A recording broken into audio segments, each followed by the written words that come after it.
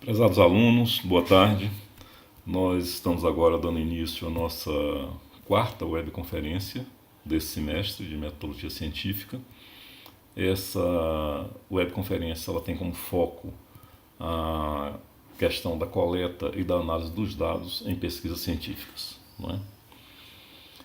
Antes da gente entrar propriamente na discussão de métodos de coleta e de procedimentos de análise, é importante a gente ter claro que a coleta de dados é uma etapa do processo científico que supõe que tenha sido estabelecida antes uma pergunta bem definida de pesquisa, uma questão bem definida de pesquisa, objetivos bastante claros de como aquela questão deve ser respondida, pode ser respondida, e que tenha sido realizado um estudo da literatura sobre o tema, né?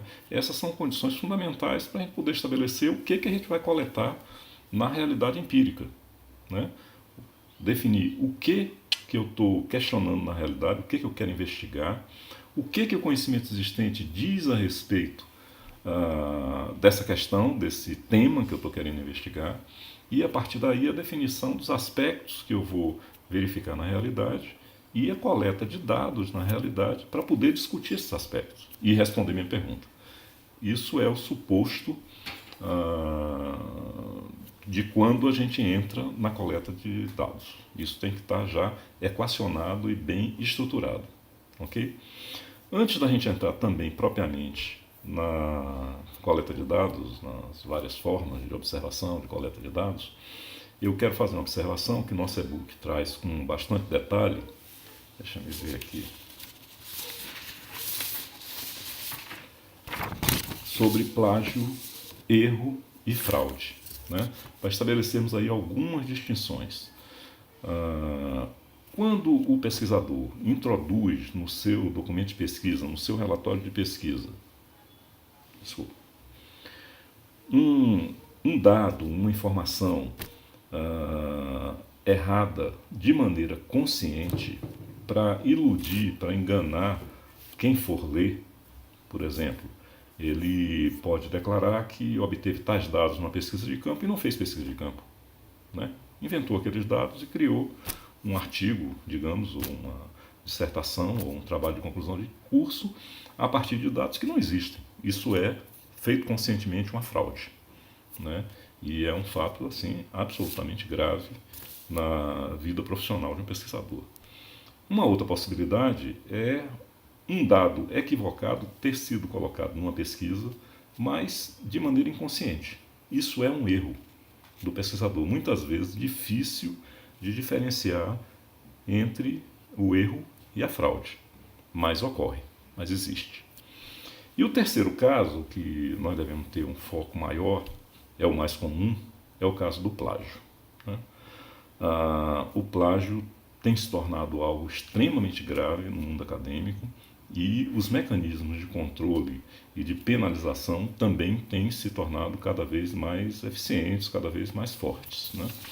Os casos de plágio que são examinados no nosso e-book, que eu vou me referir aqui, resumidamente, são o plágio direto, ou seja, você copia literalmente o conteúdo de um texto de um outro autor e não faz citação, não diz no seu texto que essa citação, que esse elemento, esse pedaço de texto veio de outro autor, apresenta como se fosse seu, isso é o plágio direto.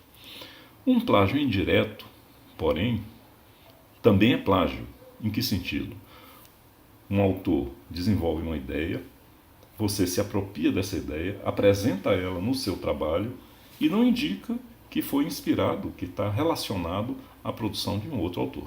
Isso também é plágio. É indireto, não é uma citação literal, mas é uma apropriação da ideia alheia sem fazer a justiça de atribuir o mérito, né, ao autor verdadeiro, ao autor real da ideia. Uma outra coisa é um plágio consentido, um conluio, né, quando um pesquisador apresenta como seu um trabalho feito por outros colegas com conhecimento desses outros colegas, né? Isso eventualmente pode acontecer e é uma forma de plágio, né, chamada de conluio. Há um plágio de fontes, que é você reproduzir citações de outros trabalhos sem mencionar a fonte desses outros trabalhos. Quer dizer, você não está citando diretamente o outro trabalho, mas esse outro trabalho ele faz referência, cita um terceiro autor, você se apropria disso sem dizer de onde que você obteve essa informação, como se você tivesse consultado o autor original. Né? E finalmente, também nosso e-book trata do autoplágio. Quando você, por exemplo, prepara um trabalho, apresenta numa disciplina e depois apresenta numa outra disciplina sem fazer referência de que já for apresentado em outra ocasião. Essas são as formas de plágio que são tratadas no e-book. Vamos então verificar os aspectos relacionados à coleta de dados propriamente dito. A coleta de dados ela é melhor designada até como um momento, a etapa de observação da realidade. Não é?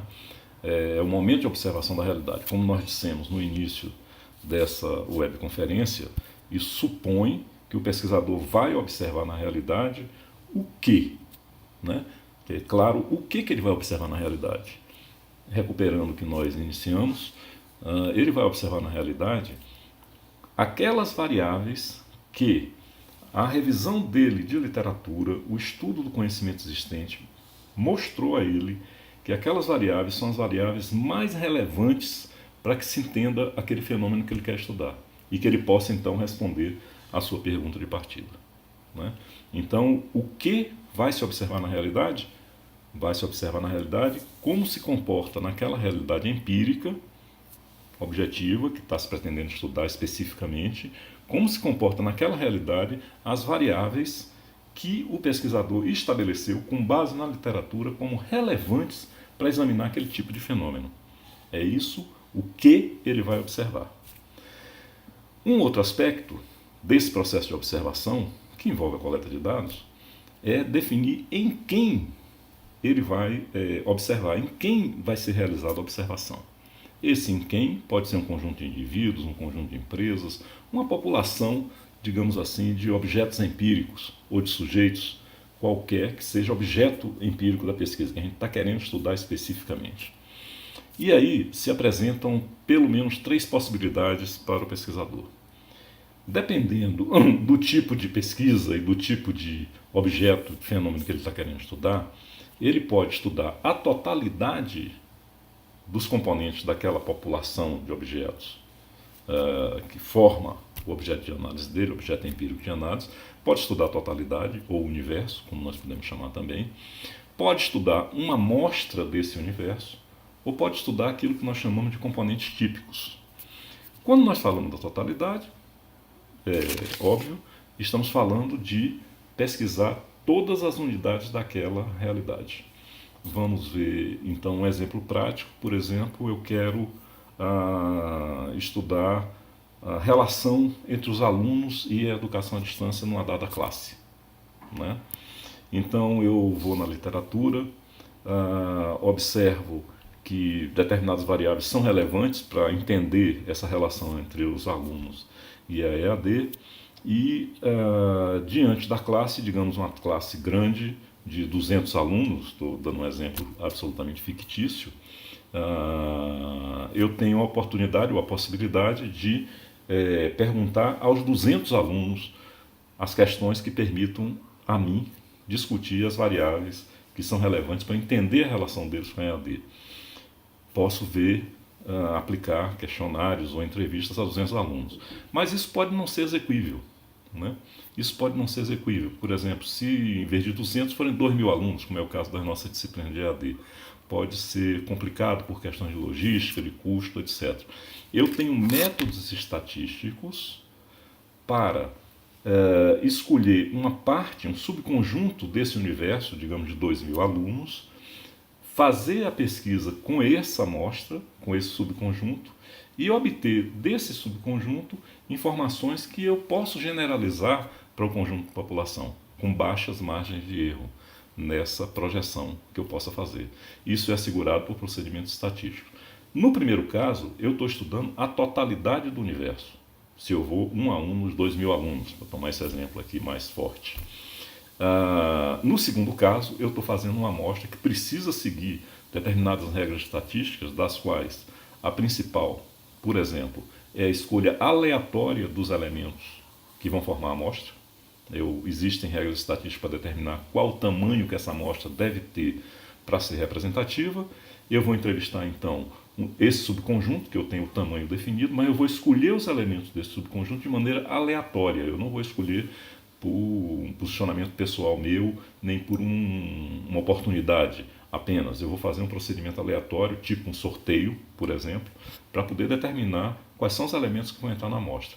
A estatística me garante, leis estatísticas me garantem que, feito dessa maneira, o comportamento dos 2.000 poderá ser compreendido a partir do estudo do comportamento, digamos, de 30% deles, de 20% deles, a depender de cada caso. Ok? Então, nesse caso, eu estou usando a amostra. No outro caso, a totalidade. Poderia também, num terceiro caso, fazer um estudo dos componentes típicos de uma determinada população, isso em determinados tipos de estudo, onde eu já conheço um tanto sobre aquela realidade e eu já sei que aquela realidade, digamos, tem 3 ou 4 tipos de comportamento típicos. Então eu vou escolher, aí sim, intencionalmente, elementos daquela realidade, sujeitos ou objetos daquela realidade, que apresentam um desses comportamentos típicos. E vou estudar os 3 a partir de um estudo em profundidade desses casos individuais. Só a escolha por componentes típicos depende muito de cada contexto, sendo mais comum o tratamento estatístico de informações recolhidas da totalidade e recolhidas de amostras dessa totalidade. Ok? Então, dito isso, vamos rapidamente aos métodos de coleta de dados que são tratados no nosso e-book, né? A coleta bibliográfica de informações, vamos buscar na bibliografia existente, né, informações para a nossa pesquisa. Ela deve ser entendida em 2 aspectos, em 2 possibilidades. Primeiro, assim, toda pesquisa requer uma pesquisa bibliográfica. Eu me referi a que toda pesquisa exige que, definida a pergunta, nós vamos à literatura para conhecer o que existe de conhecimento sobre aquele tema que eu quero estudar, né? Então, isso eu estou fazendo uma pesquisa bibliográfica, normalmente se faz por um método chamado análise bibliométrica, em que eu vou identificar o que existe de mais relevante na produção existente sobre aquele tema, para me apropriar do conhecimento existente e poder estruturar a minha pesquisa. Essa é um tipo de pesquisa bibliográfica que é necessário para qualquer pesquisa acadêmica, qualquer pesquisa científica. Mas a pesquisa bibliográfica pode ser um fim em si mesmo. Eu posso fazer uma pesquisa estudando a bibliografia de um determinado tema, tipo saber se em relação a determinado tema, o que tem sido produzido, quais têm sido as teorias utilizadas pelas pessoas que produziram sobre determinado tema, voltando ainda à relação de estudantes com a EAD. Quais têm sido as principais posições teóricas que têm sido utilizadas para examinar essa relação? Quantos artigos foram produzidos sobre esse tema? Que métodos utilizaram? Quer dizer, estou estudando a própria bibliografia. Aí já é um outro tipo de pesquisa bibliográfica que tem a ver com a finalidade da pesquisa propriamente dita. Uma pesquisa documental é aquela que nós fazemos sobre documentos que são gerados geralmente por instituições de pesquisa, por órgãos governamentais, tipo, por exemplo, o IBGE, o IPEA, que recolhe informações gerais sobre a área de seu interesse e disponibiliza essas informações para a sociedade, para os estudiosos, sem fazer grande tratamento interpretativo, estatístico, analítico, dessas informações. Ok? Geralmente tabelas estatísticas, descrição de situações, ainda produções, documentos sem tratamentos analíticos de maior extensão. Então, nesse caso, nós consideramos documentos, né, e não uma bibliografia, porque não tem uma interpretação científica da informação, a informação está em estado bruto, e isso é a pesquisa documental. A pesquisa pode ser feita por questionário, quando nós definimos previamente as questões que interessam a nossa pesquisa para responder aquelas variáveis que eu já me referi aqui. Essas questões são preparadas de antemão e são apresentadas por escrito às pessoas para que se posicionem. Os questionários podem envolver questões fechadas, quando para cada questão eu já dou quais alternativas devem ser analisadas pela pessoa que vai responder e que ela vai se posicionar em relação àquelas alternativas. Pode ser de questões abertas, eu posso fazer uma pergunta e deixar aberto para que ela responda da maneira que ela quiser. Eu não categorizo previamente a resposta dela, vou fazer isso depois de ter o conjunto das respostas abertas. E pode ser de questões relacionadas, quando, por exemplo, eu tenho uma determinada questão que depende da outra. Por exemplo, eu tenho uma questão 5 que faz uma pergunta e a resposta pode ser sim ou não. E lá no questionário eu coloco: se respondeu sim, pule a pergunta 6. Se respondeu não, siga para a pergunta 6, por exemplo. Então são questões intrincadas, relacionadas, que também é possível estruturar num questionário. Um outro método de coleta de dados são as entrevistas, né, que podem ser, em sentido bem geral, estruturadas ou semi-estruturadas. Quando uma entrevista é estruturada, eu já levo para a entrevista todas as questões que eu pretendo colher informações da pessoa que vai responder, né, e sigo aquele roteiro de uma maneira relativamente rígida. Mas as entrevistas podem ser, e muitas são, geralmente são, entrevistas semi-estruturadas, quando eu tenho um roteiro mais flexível e ao longo da entrevista o pesquisador pode levantar outras questões para esclarecer melhor determinados aspectos do conteúdo que o respondente está trazendo para a entrevista. Uma outra maneira de observar é em relação ao que se chama coleta de dados por observação, né? Ou seja, o pesquisador se coloca no ambiente que ele está pretendendo examinar, de um fenômeno, de uma situação, de uma organização, e aí o tipo de observação vai depender da relação que o pesquisador mantém com esse ambiente. Se ele se coloca de uma maneira, digamos assim, relativamente neutra, sem interferir no ambiente, apenas observando, é uma observação simples, uma observação não participante simples, em que ele segue lá o roteiro das variáveis dele e observa o que acontece e registra as informações que são importantes para ele discutir as suas variáveis e, portanto, a sua pergunta de pesquisa. Mas ele pode ter também uma atitude participante.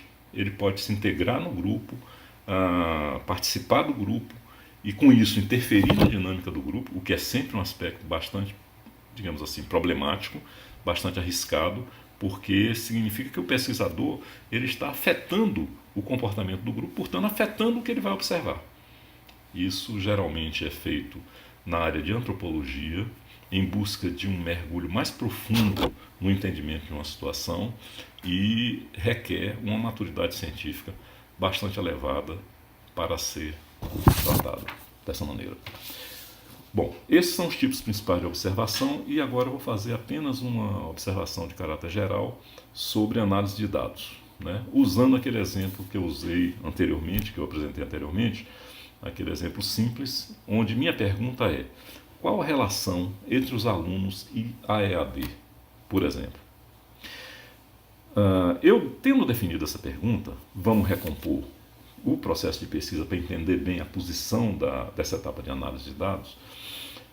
Tendo essa pergunta bem estabelecida, qual a relação entre os alunos e a EAD, eu vou à literatura, é o meu primeiro movimento, inevitável, necessário a qualquer pesquisa científica, e verifico, pelo que eu leio dos estudos existentes sobre esse tema, que existem 3 variáveis que são variáveis centrais para entender a dinâmica dessa relação entre alunos e EAD. A primeira, a opinião subjetiva dos alunos, né? O que eles acham da EAD, por exemplo. Uma segunda variável, que frequentemente é utilizada em pesquisas desse tipo, eu vi isso na literatura, indica que eu devo verificar a idade das pessoas, porque diferentes gerações têm comportamentos diferentes em relação à tecnologia. E uma terceira variável, que também a literatura me recomenda estudar, é a experiência dos alunos com EAD, porque as pesquisas têm revelado que, dependendo do tempo de experiência, da cultura de EAD que os alunos já tenham, eles são mais ou menos receptivos a novas atividades em EAD. Então, bastante simplificadamente, trabalhando com essas 3 variáveis, eu vou fazer o quê? Isso eu vi na literatura que são as coisas relevantes para responder essa pergunta. Eu vou observar na classe que eu quero estudar, no grupo empírico lá de pessoas que eu quero estudar, da instituição, das pessoas, dos estudantes, eu vou estudar essas variáveis. Qual é a opinião das pessoas sobre a EAD, qual é a idade que as pessoas têm e qual é a experiência que elas têm com EAD já até aquele momento. Não é? Então, isso é o que eu vou observar na realidade. Nós vimos aqueles métodos, vamos usar um daqueles métodos de observação mais apropriado para verificar, ou da totalidade ou de uma amostra dos alunos, como nós já analisamos, já vimos, colher deles os dados que me permitam compreender o comportamento daquelas 3 variáveis naquela classe. Ok? Então, dito isso, chegando até aqui, a análise de dados é um desdobramento natural. O que eu vou analisar? Como eu vou fazer a análise? O que eu tenho que analisar é aquelas informações sobre opinião dos alunos, idade e experiência com EAD que eu recolhi daquele grupo empírico que eu estou querendo estudar e entender, aquelas observações, eu vou analisar aquelas variáveis, o comportamento daquelas variáveis. Qual é o comportamento dos alunos da classe como um todo, em média, em relação à opinião deles sobre EAD? Como se distribui as faixas etárias dessa turma? Qual é o perfil etário da turma? E qual é o perfil da experiência, digamos, medida em anos, que eles têm já com EAD? Isso já me dá um sentido geral da situação desse fenômeno, né, da relação dos alunos com EAD naquela classe, né, analisando essas 3 variáveis. Mas eu posso e devo explorar também relações entre as variáveis. Eu posso, por exemplo, segmentar meus dados para verificar a idade afeta a opinião dos alunos sobre EAD. Tendo os dados recolhidos, isso é fácil de fazer. Eu vou separar as respostas sobre a opinião dos alunos sobre EAD em relação à idade. Então, o grupo de idade até 20 anos, dominantemente tem essa opinião. De 20 a 25 tem aquela opinião. De 25 em diante tem aquela outra opinião. Isso é esclarecedor também para mim dessa dinâmica da relação entre alunos e EAD e igualmente em relação à variável experiência com EAD. Então, explorando relações. Então, minha análise, ela analisa as informações que eu recolhi em relação às variáveis, que são os elementos importantes da minha pesquisa para eu responder a minha pergunta, mas não só cada variável em si, mas as relações entre elas. Okay? Com isso, eu vou ter um conhecimento mais rico, mais próximo da realidade, do comportamento daquela turma específica, daquele objeto empírico que eu me propus a estudar para poder falar com base científica sobre aquele tema, qual a relação entre os alunos e a EAD. Eram essas as questões que eu queria trazer, que dizem respeito a essa parte 3 do nosso e-book, né, principalmente, mas estarei aberto a partir de agora para que no bate-papo vocês explorem essas e outras questões relacionadas a essa parte 3 do e-book, que é o objetivo da nossa web de hoje. Estarei aberto para trocarmos ideias, tutores nossos que estão participando também vão participar e vamos adiante. Uma boa tarde para todos, então.